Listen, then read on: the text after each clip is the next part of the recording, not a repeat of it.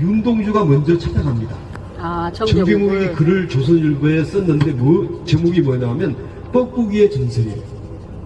그 내용이 어떤 거냐면, 원장님 시간 좀 있습니까? 네, 제가 한 5분 정도. 뻐꾸기가 모내기 낼 때 울잖아요. 근데 그 뻐꾸기 우는 소리에 대해서 글을 썼어요, 정동이. 내용이 어떤 거냐 하면, 이제 그때는 일제 병합기이기 때문에 청년들은 총알 받으러 학대병이고 아가씨들은 위안부, 그렇게 나와요, 안타깝게. 그런데 그 뻐꾸기의 전설은 뭐냐 하면, 아버지와 아들이 살았어요. 근데 아들한테 징집영장이 나온 거예요. 아버지는 연로해서 이제 농사를 잘 못 질 정도예요. 그래서 아들이 농사를 계속 지었는데 징집영장이 나오니까 아버지한테 거짓말을 한 거야, 아들이. 아버지, 제가 훈련이 있는데 훈련 가서 잘 받으면 쌀이랑 상을 주니까 제가 타오겠습니다. 그러고 징집을 가요. 아쉽게도 아들은 순직합니다. 그런데 아버지는 아들을 기다리는 거예요. 그리고 특히나 기다릴 때는 뭐냐면 힘든 농사철에, 모내기철에 이제나 저제나 아들이 올까 기다린 거예요. 그런데 아들이 순직할 때 그 외마디 비명이 뭐냐 하면 아버지 모내기였어요. 내가 내 죽는 목숨의 아까움보다 살아있는 우리 아버지가 어떻게 모내기 할 것인가. 그래서 아버지 모내기였어요. 그게 아버지의 귀에는 뻐꾸기 소리로 되돌아오는데, 그 뻐꾸기의 울음소리에는 가만히 깊이 들어보면 아버지 모내기가 한청처럼 들리는 거예요. 그 뻐꾸기의 전설 여러분 들어가서 나중에 한번 읽어보셔요. 눈물 나옵니다. 그때 우리 민족은 그렇게 고려하면서 살았어. 그거를 읽고 윤동주가 감명받습니다. 그래가지고 정병욱의 교실로 찾아가서 정병욱이 누구냐 그랬더니 접니다.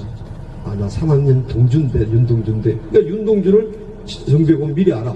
또 신문에 난 글을, 윤동주 글을 했기 때문에. 그래서 둘이 같이 하숙을 하게 되고 기숙사의 룸메이트가 됩니다. 그리고 서로 습작을 해서 보여줘.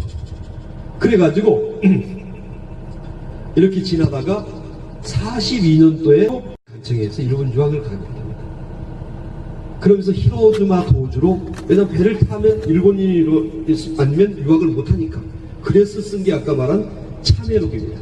파란 놀이끼는 구르고음 속에 내 얼굴이 남아있는 것이 어느 왕조의 유물이게이다 또 욕될까. 이렇게 돼서 이제 나가는 것이고. 그러다 보니까 이제 정병욱도 그러면서 윤동주가 일본 유학을 가면서 자기 원고 19편 하늘과 바람과 별같이, 그게 첫 장에 나온 게 서시입니다. 서시라는 제목이 있는 게 아니고 그 시집의 첫 장에 나오는 거다 보니까 나중에 이걸 서시로 그냥 인쇄한 분들이 이름을 정한 거예요. 그러니까 우리가 책을 만든다면 인사말 있잖아요. 인사말이 그게 서시예요. 서시의 제목은 안 붙었는데 그게 죽는 날까지 그게 써졌으니까 그냥 펜 이상 서시로 잡은 거예요. 그 세 부를 만들어서 한 부는 자기가 하고, 한 부는 스승인 이양하 교수에게 드리고, 한 부는 사랑하는 정병욱에게 줍니다. 근데 정병욱마저도 44년 1월, 이제 45년 8월 15일 날 우리가 해방되니까 그 전에 일본인들은 무조건 젊은이들은 다 잡아들이고, 모든 쇠붙이는 다 공출하고, 모든 기름, 소나무의 손구 기름까지도 다 비행기, 가미가제에 투입하기 위해서 기름을 투입합니다. 그러다 보니까 정병욱도 44년 1월 달에 징집명령이 나온 거예요. 가면 10중 8구 죽는다는 걸 알잖아요.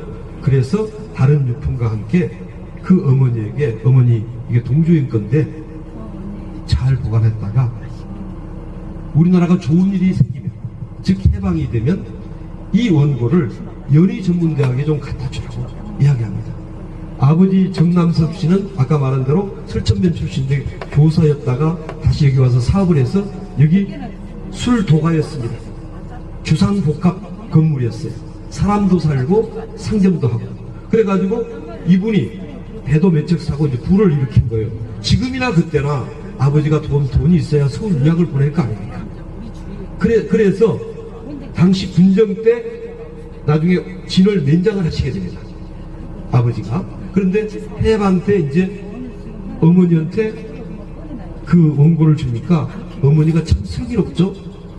밀양박씨 박아지 여사, 박 여사님께서 저기 마룻바닥을 뜯고 그 밑에다가 태물하고 동주의 시집까지 이어가지고 그렇게 흑구로 덮어놨어. 그런데 45년 8월 10일 해방이 됐어요. 당시 이제 정병 흑구로 찾으니까 어머니가 그 항아리 속에서 내주는 거예요.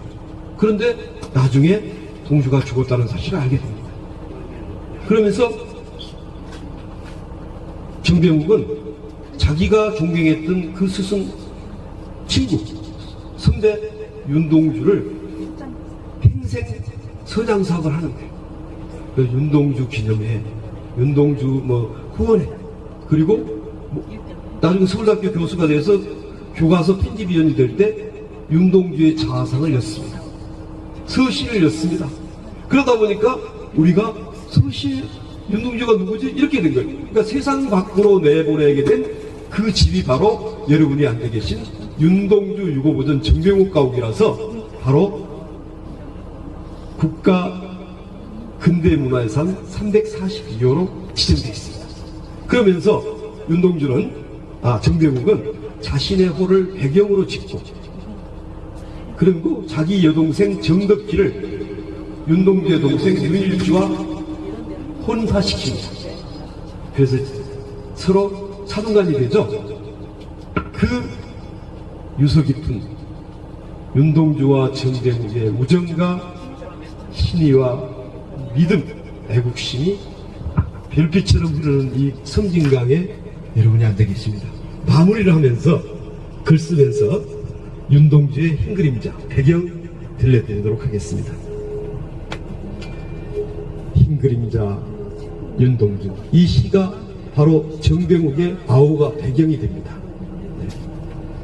항원이 짙어지는 길목음에서 하루 종일 시들은 길을 가만히 기울이면 땅금이 옮겨지는 발자취 소리, 발자취 소리를 들을 수 있도록 나는 총명했던가요? 이제 어리석게도 모든 것을 깨달은다. 오래 마음 깊은 곳에 괴로워했던 수많은 날을 하나둘 제고장으로 돌려보내는 거리 모퉁이 어둠 속으로 소리 없이 사라지는 흰 그림자들, 연연히 사랑하던 흰 그림자들, 내 모든 것을 돌려보낸 뒤 허전히 뒷골목을 돌아 항원처럼 물드는 내 방으로 돌아오면 신념이 깊은 의젓한 양처럼 하루 종일 시름 없이 풀폭이나 뜯자. 여러분, 오늘 제가 행복했습니다. 감사합니다.